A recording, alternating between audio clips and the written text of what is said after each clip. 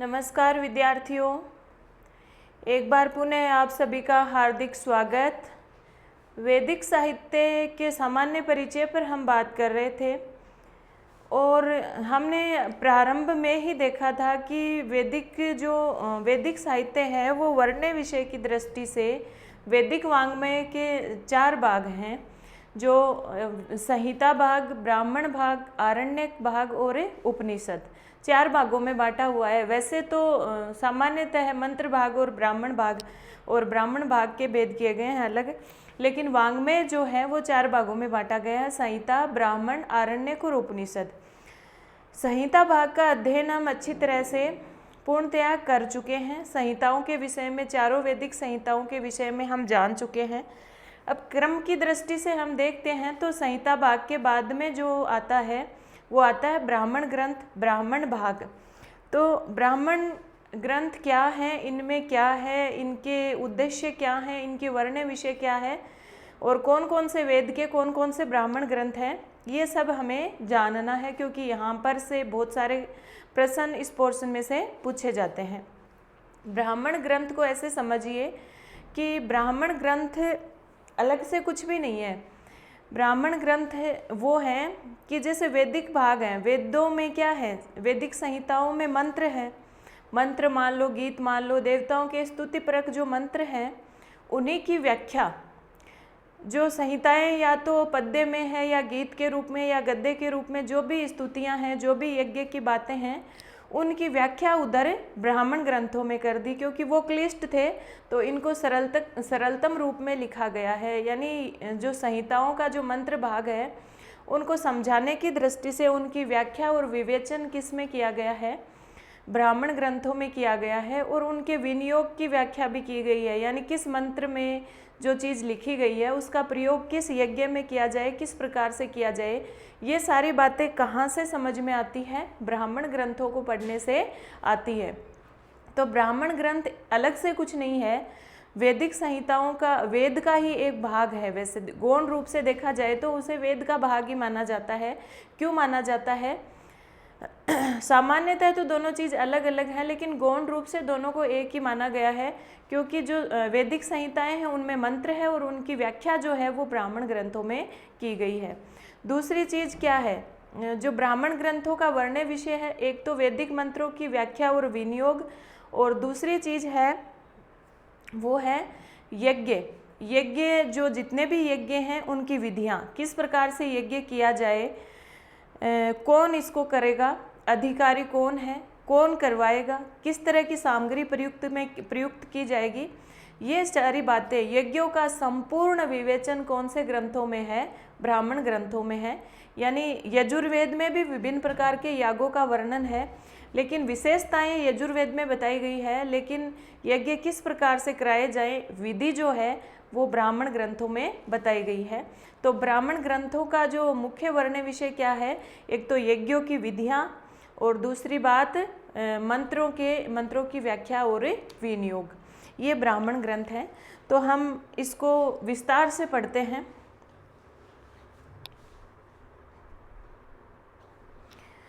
ब्राह्मण ग्रंथ की व्युत्पत्ति देखते हैं। सबसे पहले ये ब्राह्मण शब्द है वो बना कैसे है।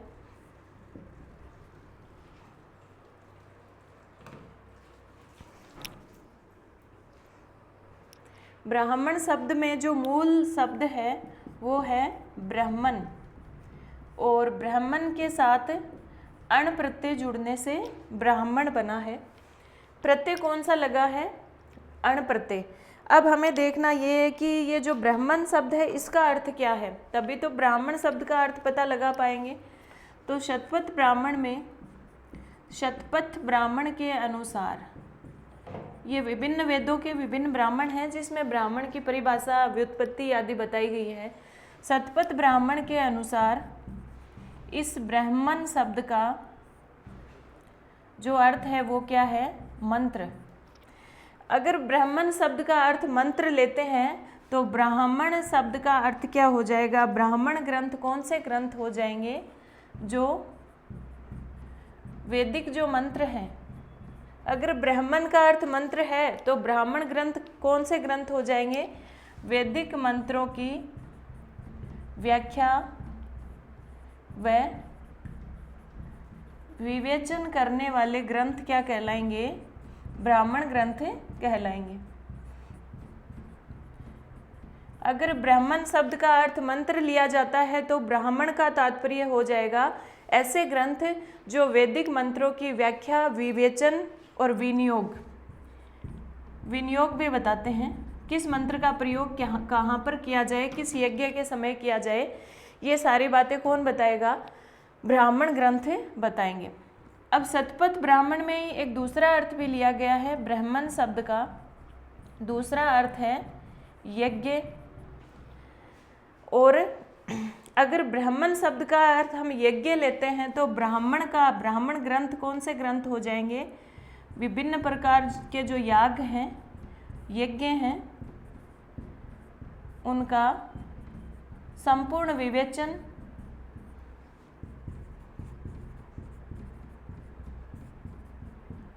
या व्याख्या करने वाले ग्रंथ ब्राह्मण ग्रंथ कहलाएंगे।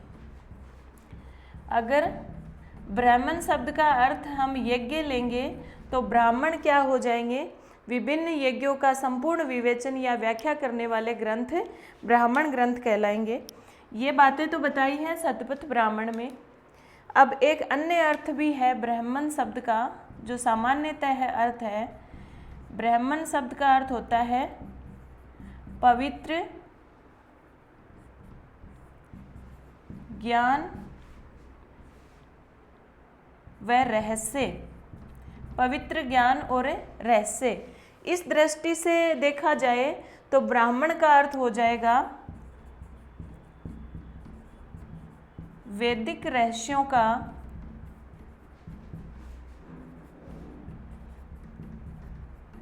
उद्घाटन करने वाले ग्रंथ। वैदिक रहस्यों का उद्घाटन करने वाले ग्रंथ, यानी वे ग्रंथ जिसमें वैदिक पवित्र रहस्यों का उद्घाटन किया जाए। अब देखिए ये तीन अर्थ आ गए हमारे सामने। ब्राह्मण किसको कहते हैं? वे ग्रंथ जो वैदिक मंत्रों की व्याख्या और विवेचन और विनियोग हमें बताएं, वे ग्रंथ ब्राह्मण ग्रंथ कहलाते हैं।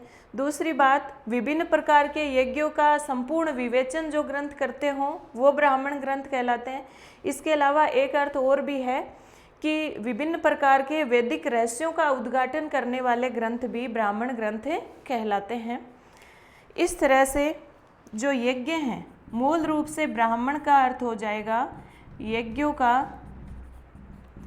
आदिभौतिक,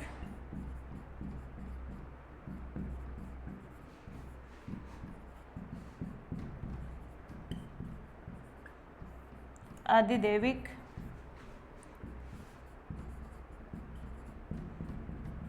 और वैज्ञानिक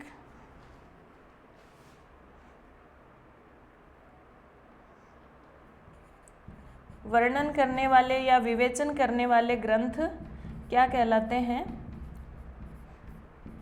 ब्राह्मण ग्रंथ कहलाते हैं। मूल रूप से ब्राह्मण ग्रंथ है, उनमें किसका विवेचन है? यज्ञों का विवेचन है, यज्ञों की प्रक्रिया का विवेचन है।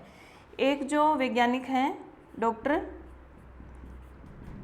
सत्यव्रत सामसरणी, जो क्या करते हैं, वो कहते हैं कि ब्राह्मण में मूल शब्द ब्राह्मण ही है, फिर उससे प्रोक्त अर्थ में, प्रोक्त यानी कहा गया, कथित, प्रोक्त अर्थ में प्रत्यय होगा अण। तो ब्राह्मण के साथ अण प्रत्यय जुड़ेगा और शब्द बनेगा ब्राह्मण। ब्राह्मण में अण प्रत्यय जोड़कर वो ब्राह्मण शब्द बनाते हैं। और क्या कहते हैं कि ब्राह्मण ग्रंथ वो हैं कि जो ब्राह्मण लोग हैं उन्होंने जो वैदिक यज्ञ हैं उनकी व्याख्या और विवेचन के रूप में जो ग्रंथ बनाए हैं, जो ग्रंथ लिखे हैं, वो ब्राह्मण ग्रंथ कहलाते हैं। सत्यव्रत सामसरणी क्या कहते हैं कि ब्राह्मण ग्रंथ वो ग्रंथ हैं जो ब्राह्मणों ने लिखे हैं। किस दृष्टि से लिखे हैं? वैदिक जो यज्ञ हैं उनकी व्याख्या और विवेचन करने के लिए जो ग्रंथ लिखे हैं वो सारे ग्रंथ क्या हैं? ब्राह्मण ग्रंथ हैं। तो ये ब्राह्मण शब्द की व्युत्पत्ति के बारे में हमने बात की।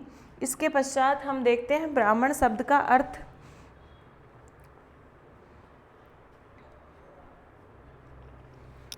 आगे देखिए, ये सारी चीज़ें महत्वपूर्ण हैं क्योंकि पूछी जा सकती है परीक्षा में, कहाँ लिखी हुई है, कौन सी बात, क्या व्युत्पत्ति, कौन सा शब्द है, कौन सा प्रत्यय है, क्या अर्थ है। तो सारी चीज़ें हमें ध्यान से स्मरण रखनी है और साथ के साथ ही इनको याद करते जाना है। देखिए, इन्हीं ब्राह्मण ग्रंथों के विषय में मीमांसा दर्शन क्या कहता है? मीमांसा दर्शन क्या कहता है? मीमांसा दर्शन कहता है कि जो संहिताएं हैं, वैदिक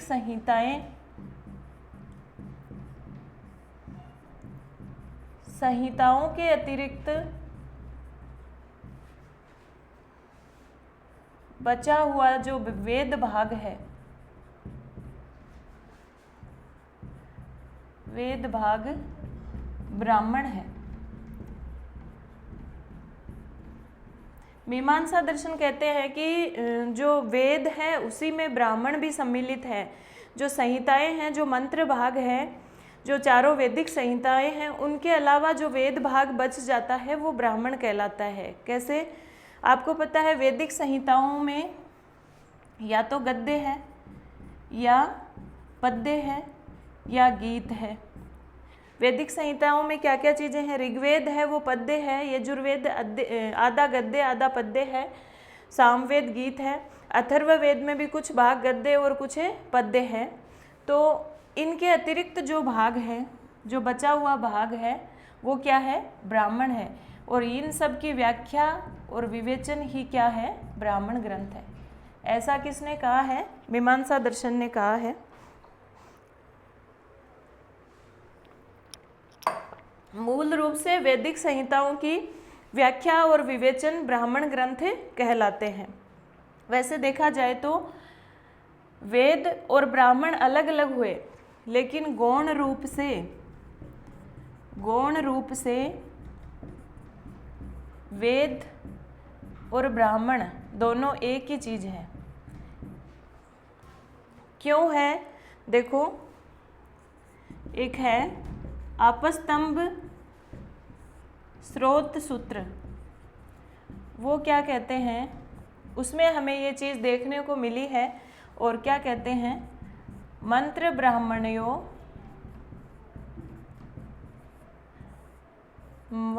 ब्राह्मणयोर वेद नाम ध्येयम। आपसे प्रश्न पूछा जाएगा ये पंक्ति कहाँ से लिखी हुई है, कहाँ से ली हुई है? तो आपस्तंभ स्रोत सूत्र में क्या कहता है ये स्रोत सूत्र? कि मंत्र और ब्राह्मण, यानी संहिताओं वाला मंत्र भाग और ब्राह्मण भाग दोनों मिलकर के क्या कहलाते हैं? वेद नाम ध्येयम, वेद कहलाते हैं। तो यहाँ से हमें ये चीज़ देखने को मिलती है कि आपस्तंभ स्रोत सूत्र में वेद और ब्राह्मण दोनों को एक ही कहा गया है, जबकि दोनों है अलग अलग चीज़। वाङ्मय की दृष्टि से वैदिक संहिता अलग है, वैदिक संहिताएं ही वेद में सम्मिलित की गई है, मानी गई हैं, ब्राह्मण को अलग माना गया है। लेकिन आपस्तंभ स्रोत सूत्र कहता है कि वेद और ब्राह्मण जो संहिता है, जो मंत्र है, मंत्र भाग और ब्राह्मण भाग दोनों मिलकर के वेद कहलाते हैं। तो ये चीज़ यहाँ पर लिखी हुई है, तो इसको भी हमें नकार नहीं सकते। मंत्र ब्राह्मणयो वेद नाम ध्येयम। अब देखिए, जो ब्राह्मण शब्द है वो पूछा जाए कौन सा लिंग है, तो सामान्यतः ब्राह्मण शब्द है वो पुल्लिंग है। ब्राह्मण शब्द कौन सा लिंग है? पुल्लिंग है। लेकिन ग्रंथ अर्थ में, ब्राह्मण को ग्रंथ अर्थ में लिया जाए तो ये क्या कहलाएगा? नपुंसक लिंग है। ध्यान रखना, ब्राह्मण अर्थ में जो ब्राह्मण शब्द है वो ग्रंथ अर्थ में नपुंसक लिंग माना जाएगा, बाकी ब्राह्मण है वो पुल्लिंग है। एक अनुब्राह्मण भी आता है। अनुब्राह्मण क्या होता है? अनुब्राह्मण ये लघुकाय ब्राह्मण ग्रंथ होते हैं। लघुकाय ब्राह्मण ग्रंथ यानी छोटे ब्राह्मण ग्रंथ होते हैं। ब्राह्मण ग्रंथों के किसी एक अंश का विवेचन जिस ग्रंथ में किया गया हो वो ग्रंथ अनुब्राह्मण कहलाते हैं। ठीक है, ये हुई ब्राह्मण और अनुब्राह्मण की बात। अब कई बार आपसे ब्राह्मण शब्द का लक्षण पूछा जाता है, ब्राह्मण ग्रंथ का लक्षण पूछा जाता है। जो लक्षण कहाँ लिखा हुआ है? भट्ट भास्कर ने तैत्तिरीय संहिता के भाष्य भूमिका में लिखा है। आपको पता है कृष्ण यजुर्वेद के जो भाष्यकार हमने पढ़े थे उसमें एक भट्ट भास्कर नाम आया था, जिन्होंने ज्ञान यज्ञ नामक भाष्य लिखा है। और उन्होंने तैत्तिरीय संहिता के भाष्य की भूमिका में भट्ट भास्कर ने ब्राह्मण का लक्षण दिया है। वो लक्षण हमें याद होना चाहिए क्योंकि बहुत बार परीक्षा में पूछा हुआ है और बहुत ही इम्पोर्टेंट है। देखिए,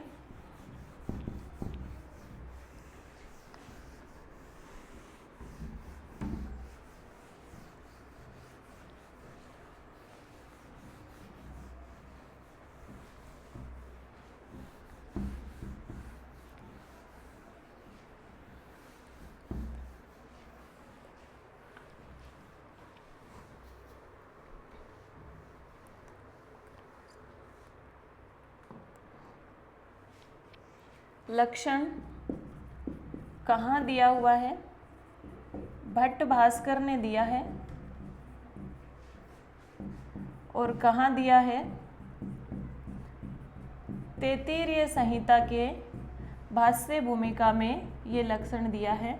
और क्या दिया है? ब्राह्मणम नाम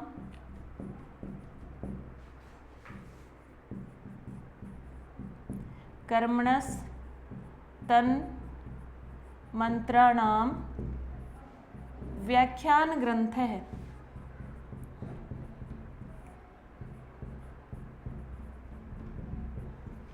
ब्राह्मणम नाम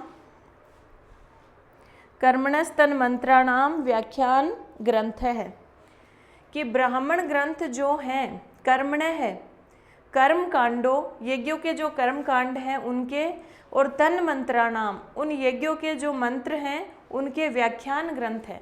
जो कर्म कांड हैं, यज्ञों में जो कर्म कांड किए जाते हैं और जो यज्ञों में जो मंत्रों का प्रयोग किया जाता है, संहिताओं वाले मंत्र किस यज्ञ में कहाँ किया जाता है, उनकी व्याख्या किन ग्रंथों में दी गई है? ब्राह्मण ग्रंथों में दी गई है। तो ब्राह्मण ग्रंथ क्या है? कर्म कांड और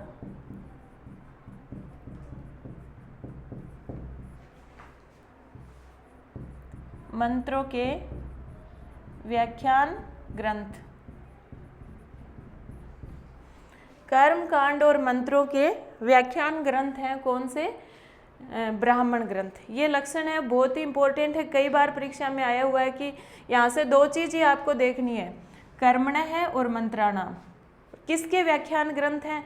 कर्म कांडों की व्याख्या करते हैं, यज्ञों में जो जो कर्म कांड किए जाते हैं उनकी व्याख्या करते हैं, उनके बारे में बताते हैं, और मंत्रों की व्याख्या करते हैं। ब्राह्मण ग्रंथ दो ही चीज़ों की व्याख्या करते हैं। किसकी व्याख्या करते हैं? एक तो कर्म कांडों की और दूसरे मंत्रों की व्याख्या करते हैं। तो ये ब्राह्मण ग्रंथों का लक्षण हुआ। अब देखिए, एक तो है वैदिक संहिता और एक है ब्राह्मण ग्रंथ। एक हमारी वैदिक संहिताएं और एक ब्राह्मण ग्रंथ। अब हमें ये देखना है, वैदिक संहिताओं में तो क्या है? मंत्र, और इधर है ब्राह्मण ग्रंथ। ब्राह्मण ग्रंथ इन संहिताओं की, इन मंत्रों की व्याख्या है। इन दोनों में क्या समानता है और क्या अंतर है, ये चीज़ हमें देखनी है। जो वैदिक संहिताएं हैं ये हमें क्या बताती हैं? वैदिक संहिताओं में मंत्रों का विनियोग किया गया है, मंत्रों का प्रयोग किया गया है, लेकिन वो विनियोग कहाँ हमें आगे जाकर कहाँ करना है, उस विनियोग की विधि कौन बताते हैं? देखिए, ब्राह्मण ग्रंथ और वैदिक संहिताएं दोनों आपस में जुड़े हुए हैं। मंत्रों का विनियोग वैदिक संहिताओं में है, लेकिन उस विनियोग की विधि हमें कौन बताते हैं? ब्राह्मण ग्रंथ। यजुर्वेद में यज्ञों के बारे में बताया गया है, यज्ञों में मंत्रों का प्रयोग करना है, ये हमें बताया गया है, लेकिन उन मंत्रों का प्रयोग किस प्रकार से करना है ये हमें कौन बताएगा? ब्राह्मण ग्रंथ बताएंगे। एक बात ये है जो वैदिक संहिताएं हैं मूल हैं, क्योंकि यहाँ पर मूल मंत्रों का प्रयोग हुआ है, मूल मंत्र लिखे गए हैं, लेकिन ये व्याख्यान ग्रंथ हैं, इनकी व्याख्या या भाष्य ब्राह्मण ग्रंथ हैं। ये मूल हैं, इनकी व्याख्या ब्राह्मण ग्रंथों में की गई है। इस प्रकार से दोनों एक दूसरे के पूरक हो गए ना, दोनों एक दूसरे के पूरक हैं। एक मूल है, दूसरा व्याख्या करता है। इस तरह से वैदिक संहिताओं और ब्राह्मण ग्रंथ जो हैं, दोनों का एक दूसरे के बिना काम नहीं चलता, दोनों एक दूसरे के पूरक हैं। वैदिक संहिताएं वो छंदोबद्ध हैं, यानी चरणबद्ध तरीके से इनको लिखा है, मतलब एक एक चरण मानकर छंद की पूर्ति की गई है, छंदोबद्ध है। सिर्फ जो यजुर्वेद है और अथर्ववेद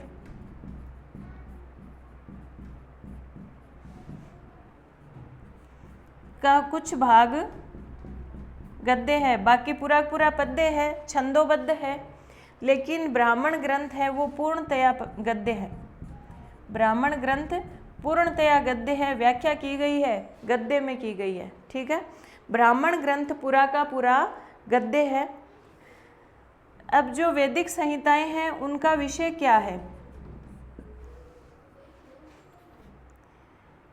देखिए, ऋग्वेद का विषय आपको पता ही है, मंत्र है, और विषय क्या है? देव स्तुति। सामवेद में उन्हीं ऋचाओं का गान किया गया है, गीत गाकर स्तुति की गई है। यजुर्वेद में याग हैं विभिन्न प्रकार के।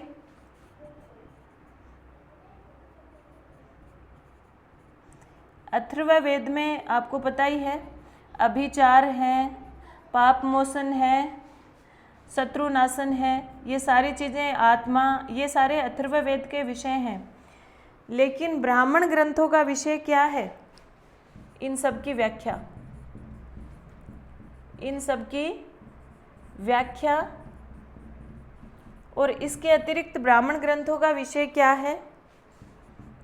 यज्ञ। यज्ञ का अधिकारी कौन है?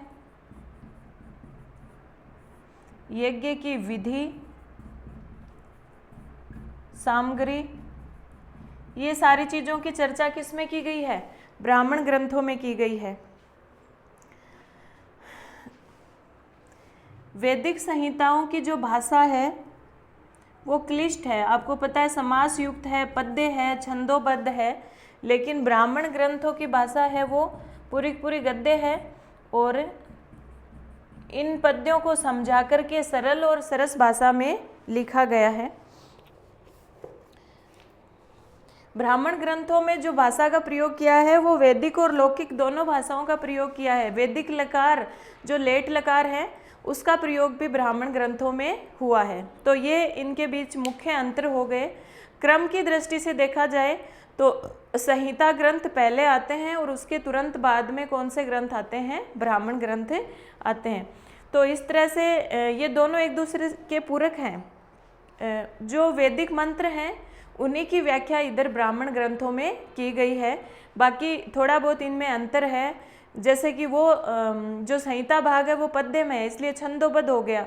ब्राह्मण ग्रंथ है वो गद्य में है, क्योंकि व्याख्या की गई है, तो पूरा पूरा गद्य हो गया। तो इस तरह से आपसे प्रश्न पूछा जाएगा कि ब्राह्मण ग्रंथ पद्य है या गद्य है या गीत है, किस तरह से है, तो ये सारी चीज़ें आपको मतलब तुलनात्मक रूप से याद होनी चाहिए। ब्राह्मण ग्रंथों का विषय क्या है और संहिताओं का विषय क्या है, ये भी मुख्य अंतर हो गया, क्योंकि संहिताओं की व्याख्या तो इधर की गई है, इसके साथ साथ मुख्य विषय ब्राह्मणों का जो है वो यज्ञ की विधि और विनियोग, यज्ञ का अधिकारी, मतलब यज्ञ का संपूर्ण विवेचन इधर ब्राह्मण ग्रंथों में दिया गया है। तो ये ब्राह्मण ग्रंथों का सामान्य परिचय हमने देखा है सिर्फ। अब जो महत्वपूर्ण बात आएगी वो ये है ब्राह्मण ग्रंथों के प्रतिपाद्य विषय, कि मुख्य रूप से ब्राह्मण ग्रंथों में किन किन विषयों का विवेचन किया गया है। तो कहीं पर सिर्फ 2 विषय बताए हैं, कहीं पर 3 विषय बताए हैं, कहीं पर 4 बताए गए हैं, और फिर अंत में 10 विषय बताए गए हैं। तो हमें अलग अलग विद्वानों के अनुसार ब्राह्मण ग्रंथों के वर्ण्य विषय या प्रतिपाद्य विषयों का अध्ययन करना होगा। इसके पश्चात हमें किस वेद का कौन सा ब्राह्मण है और किस ब्राह्मण ग्रंथ में क्या मुख्य बात दी हुई है, इन चीज़ों का भी हमें ध्यान थोड़ा देना होगा। तो ये सब हम देखेंगे हमारी अगली क्लास में, नेक्स्ट क्लास में। तब तक के लिए ब्राह्मण ग्रंथों का सामान्य परिचय अच्छी तरह से कंठस्थ करिए, समझिए। धन्यवाद। जयतु संस्कृतम जयतु भारतम।